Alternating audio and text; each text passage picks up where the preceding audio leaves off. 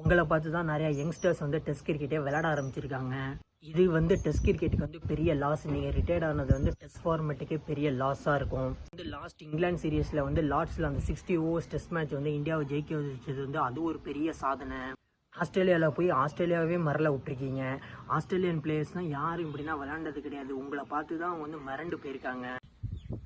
எல்லாருக்கும் வணக்கங்க. கிங் கோலி அஃபிஷியலாக ஒரு டெஸ்ட் கிரிக்கெட்லேருந்து ரிட்டையர்ட் ஆகிட்டாரு. டெஸ்ட் கிரிக்கெட்லேருந்து ரிட்டையர்ட் ஆகிறான்னு அனௌன்ஸ் பண்ணிட்டாருங்க. பாப்பா ஒரு ஓவர்சீஸ் கண்டிஷனில் நம்ம எப்படி விளையாடணும்னு சொல்லி கொடுத்ததே ஒரு கிங் கோலி தான். அவரோட அக்ரெஷன், அவரோட பேஷன் டுவர்ட்ஸ் டெஸ்ட் கிரிக்கெட்னா எப்படி இருந்துச்சுன்னு பார்த்துருக்கோம். ஓவர்சீஸ் தான் எக்ஸ்பெஷலாக ஆஸ்திரேலியாவில் போய் எப்படி விளையாடணும், ஆஸ்திரேலியா பிளேயர்ஸே வந்து அவர் வந்து மரல விட்டுருக்காரு கிரவுண்டில். அதுவும் பவுலர்ஸ்னால் பயப்படுவாங்க விராட் கோலி பேட்டிங் ஆடினா. அது மாதிரி பேட்டர்ஸ் வந்து பேட்டிங் ஆடும்போது விராட் கோலிகிட்டனா பேசவே முடியாது. ஏன்னா ஃபீல்டிங் நின்னார்னா அவ்வளோ என்கேஜாக நிற்பார். அவரை மாதிரி பேஷனட்டாக வந்து ஒரு டெஸ்ட் கிரிக்கெட் வந்து யாராலையும் ஆட முடியாதுங்க. எந்த கண்ட்ரி போனாலும், இங்கிலாந்து போனாலும் சரி, சவுத் ஆஃப்ரிக்கா போனாலும் சரி, அந்த டெஸ்ட் கிரிக்கெட்டை அவ்வளோ பேஷனாக இருப்பாருங்க. ஃபீல்டிங்னா அப்பா நிற்கும் போது பவுலர்ஸ் கரெக்டாக பவுலிங் போடலாம், கரெக்டாக பிளான்ஸை சொல்லுவார்.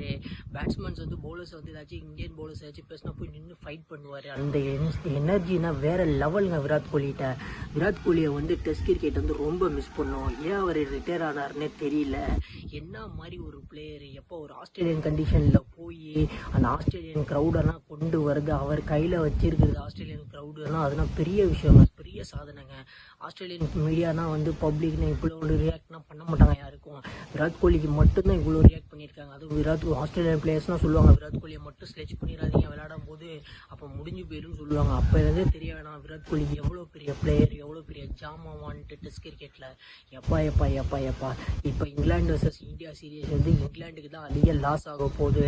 ஏன்னா வந்து ஃபைனான்ஷியலாகவும் சரி, ஏன்னா 3வது டெஸ்ட்னால் வந்து அங்கே ஹவுஸ்ஃபுல்லாக இப்போ வந்து எல்லாம் வந்து விராட் கோலி இல்லைன்ட்டு டிக்கெட்ஸ்னால் திரும்ப பெற்றுருவாங்க. ஏன்னா விராட் கோலி தான் ஒரு மெயின் தூண் இந்தியன் கிரிக்கெட்டுக்கு. அவரே இல்லாத போது வந்து என்ன பண்ண போகிறாங்கன்னு தெரியல. இப்போ இங்கிலாந்து கிரிக்கெட்டை வந்து எப்படி இந்த டெஸ்ட் சீரீஸ் நடத்துவாங்கன்னு தெரியல. நடத்திடுவாங்க, பட் ஆனால் அவங்களுக்கு ஃபைனான்ஷியலாக கொஞ்சம் லாஸ் தான் ஆகுங்க. விராட் கோலி இடத்த வந்து யார் இடத்துல ஃபுல் பண்ணுவாங்கிறதே தெரியல. ஏன்னா பெரிய கொஷின் மார்க். விராட் கோலி மாதிரி ஒரு பிளேயரை வந்து அந்த டெஸ்ட் ஃபார்மெட்டில் வந்து இப்படி விளாண்டு இவ்வளோ பெரிய கிரேஸை உருவாக்கி வேர்ல்டு ஃபுல்லாக வந்து டெஸ்ட் கிரிக்கெட்டை வந்து எடுத்துகிட்டு போனது, அது யங்ஸ்டர்ஸ்னால் குறிப்பாக டெஸ்ட் கிரிக்கெட்டை விளையாட வச்சது வந்து முக்கிய காரணம் வந்து விராட் கோலிக்கு உண்டு. அந்த விராட் கோலி வந்து ஒரு ஜாமவான் டெஸ்ட் கிரிக்கெட்டில் பெரிய பெரிய சாதனைகள்லாம் படிச்சிருக்காரு. டெஸ்ட் கிரிக்கெட்டில் கேப்டனாக வந்து அதிக வின் பண்ணது, இந்தியன் கேப்டனாக அதிக வின் பண்ணது வந்து விராட் கோலி தான் ரெக்கார்டு வச்சுருக்காருங்க. அந்த யங்ஸ்டர்ஸ்னால் இன்னும் மட்டும் வர யங்ஸ்டர்ஸ் ஒரு சுப்மன் கில், எஸ்எஸ்சி ஜெய்ஸ்வால் அவங்களாம் எடுத்துகிட்டு போகணும் டெஸ்ட் கிரிக்கெட்டை.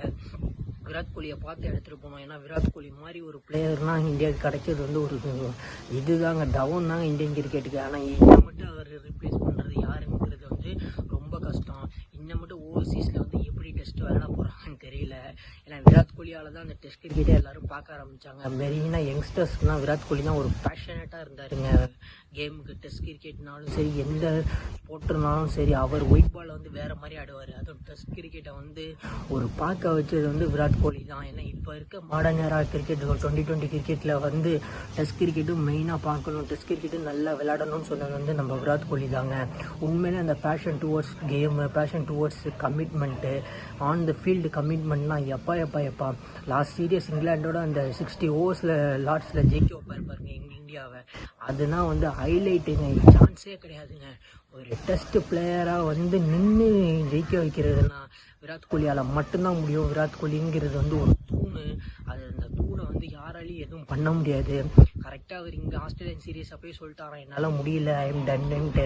அவருக்கு தெரியுங்க எந்த நேரத்தில் கரெக்டாக ரிட்டையர்ட் ஆகணுமோ கரெக்டாக ரிட்டையர்ட் ஆகிட்டார்.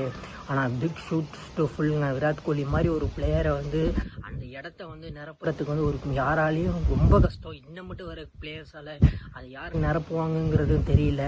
இன்னும் மட்டும் வர இந்தியன் கிரிக்கெட் யங்ஸ்டர்ஸ் வந்து விராட் கோலிகிட்டேருந்து நிறையா கேட்டு கற்றுக்கணும். இந்த இங்கிலாந்து சீரீஸ் வந்து எப்படி போக போகுதுன்னு தெரில, அது என்ன மாதிரி ஆனால் லாஸ் இருக்க போகுதுன்னு தெரியல இந்தியாவுக்கு. ஆனால் விராட் கோலி மாதிரி ஒரு பிளேயரை வந்து பிக் ஷூஸ் டு ஃபுல்லுங்க. அது ரொம்ப கஷ்டம். விராட் கோலி மாதிரி ஒரு ஜாமவானை வந்து நீங்கள் ஃபுல் பண்ணணுன்னா ரொம்ப கஷ்டம். Hats off to Virat Kohli, hats off to test cricket வந்து ரொம்ப லாஸு. விராட் கோலி போனது வந்து ரொம்ப லாஸ் வந்து டெஸ்ட் கிரிக்கெட் தான். விராட் கோலி மாதிரி ஒரு ஜாமவான்னா மிஸ் பண்ணுறது வந்து ரொம்ப கஷ்டம், ரொம்ப கஷ்டம் விராட் கோலி. தேங்க்யூ கிங் கோலி.